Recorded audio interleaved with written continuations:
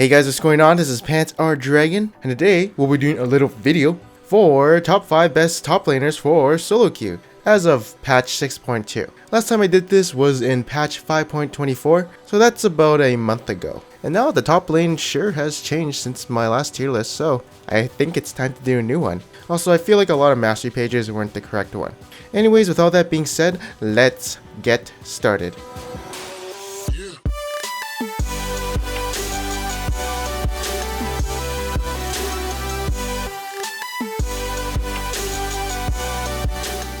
Alright, so at number 5 is going to be one of my personal favorite picks, Quinn. I like Quinn. She actually counters a lot of matchups in the top lane because of her vault mechanic, where she just bounces off them basically, and nullifies their gap closer. And obviously she's ranged, so she can poke them down pretty easily with just her auto attacks. But there's definitely one thing that is a problem with Quinn, and that is she is easily camped since she is a squishy AD carry, and she can only vault off one person, so there's no skips after that. So in that sense, she is one of the prime targets to be camped if you do play her top lane. But another good thing about her is basically once she's level 6, she can do a lot of roaming mid ganks or even bot and then, teleport top lane. And she also scales pretty well into the mid game and late game. Now, if you do start playing this champion, one thing you gotta hit absolutely is your Q. Your Q is probably the most important thing for killing people, dueling people, and proccing your passive. So if you can't hit your Qs, well, you're better off with another champion.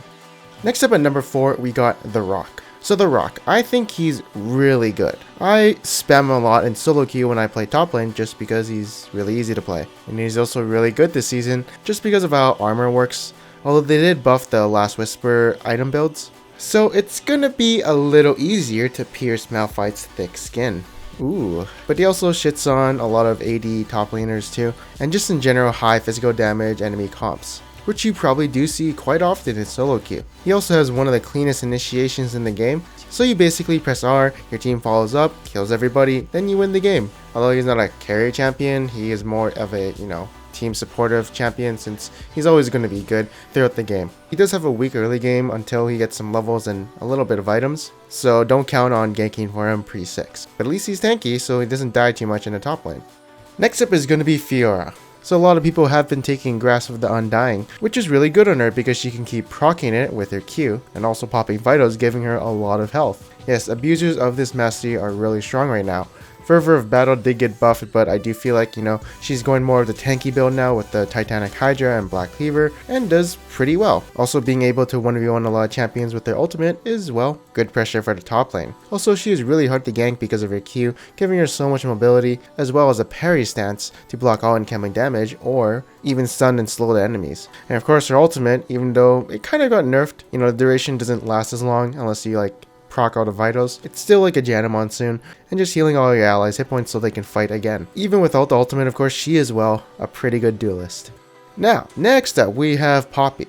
Now, Poppy, holy shit, this girl, she's pretty tanky. Just building health and magic resistant armor and trying to take her down, oh my god, it's like impossible. Because she can kite you with her Q, gets a shield from her passive, has pretty good mobility with her W and E, and can, disengage with her R. I even, as you can see in this clip, want to see how tanky it was by 1v4ing the enemies, and I survived quite a while. Obviously this is an endgame build, so a lot of people on our team have items too. But let's talk about her laning phase. So she can proc the Grasp of Undying with her passive being ranged, so she can abuse that pretty easily. And then her base damage is a lot. It's so much. Like, what the hell? You build full tank, go on someone who doesn't really have a lot of armor, and you will do a lot of damage. She also brings a lot of CC with her Q and E and R, so that it is pretty consistent, and her laning phase is not that bad either.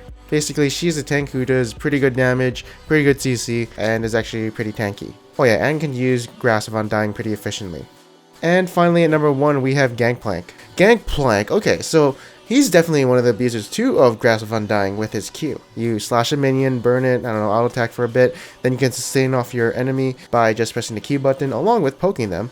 So in this sense, his laning phase has improved since Season 5, and we all know how much of a bitch Gangplank is to deal with in the late game when he just hits a barrel on your team and does like 600 damage. If he does get that proc on the enemy team, he can force a fight using his ultimate, and will basically win those teamfights since half of the enemies are chunked by his barrels. If that's not all, he also has a global ultimate which can assist bot lane, mid lane, and even clear waves if he's not there. And yeah, he just has a lot of sustain too in the laning phase with, his oranges and Grasp of Undying. Although you gotta be be a barrel trickster to be good at him, and you know, just know how to be good at barrel mechanics. So yeah, Gangplank right now is a must ban, as he is very strong right now. Next up, we're going to be doing some honorable mentions, and first up is going to be Ryze. This guy is a big honorable mention, of course, because, well, when he turns on his superpowers, he becomes a superhero or a super monster. Like, he'll just lock you in a room prison and you can't get out. He'll do fuck tons of damage, and he'll also spell vamp that all. And basically, if you don't have CC to lock him down or anything, he's gonna kill your team. The only problem he has is his laning phase, but after 6 he basically wins most matchups, as he gets a big boost from getting his R, since he can go superpowers more frequently. But yeah, if you shut him down early game and, you know, delay his tier, delay his Rod of Ages, he won't be too much of a threat in the late game and mid game. Also, Thunderlords with E at level 1 is pretty annoying too. I think the reason why he has a low win rate though in like lower elos is because he's kind of hard to play mechanically, because you gotta know the right combo to use when you're supercharged and how to do the perma route. But you know, like in the hands of a good top laner, it should be fluent to play him. Like, I can't even do the Ryze combo consistently. It's just too fast for me, and I'm not a Ryze player either. And next up we have Graves, although, you know, he's a jungler. He can also be played top lane too, if for whatever reason no one wants to jungle with him on the team. The only reason he's an honorable mention and basically not number 1 is because he's number 1 in the jungle. But otherwise, as a champion, he's just really good right now. He can be played AD carry, top, jungle, but from my experience, works the best in the jungle. And now we're going to be doing a segment where I'm going to be answering some of the questions you guys asked from my last top lane tier list video.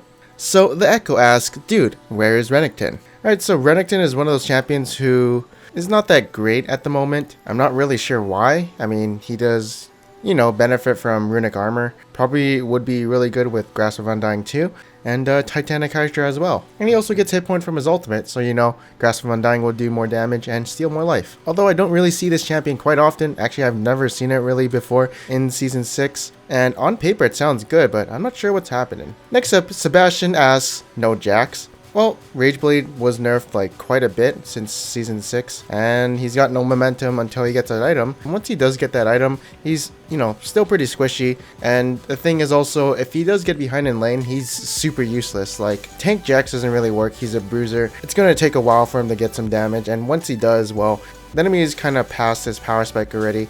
And yeah, basically, I don't think Jax has the best matchups early game, but you know, once he does get that mid game and late game power spike, he's decent, but I wouldn't recommend him because his early game kind of sucks right now. And finally, for our last question, Simba asks, what about Aatrox?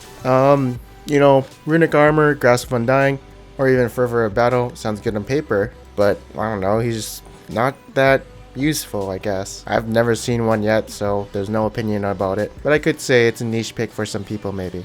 Anyways, that is it for this video. I hope you guys enjoyed it. And yeah, comment below if you want to ask a question. And maybe on the next top lane tier list video, we'll talk about that champion, so you guys kind of get that insight. And yeah, make sure to leave a like if you did like this video, or leave a dislike. But if we get 2,500 likes, I'll be sure to get that AD carry tier list for you guys by Wednesday, because we gotta wait until Jin is released anyways. And also consider subscribing for more videos like this. Anyways, I am Panzer Dragon, and I'll see you guys next time.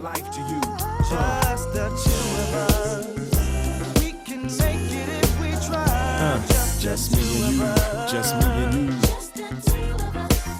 Just the two of us. Woo. Building castles in the sky. Just the two of us, you and I. 5 years old, bringing comedy every time I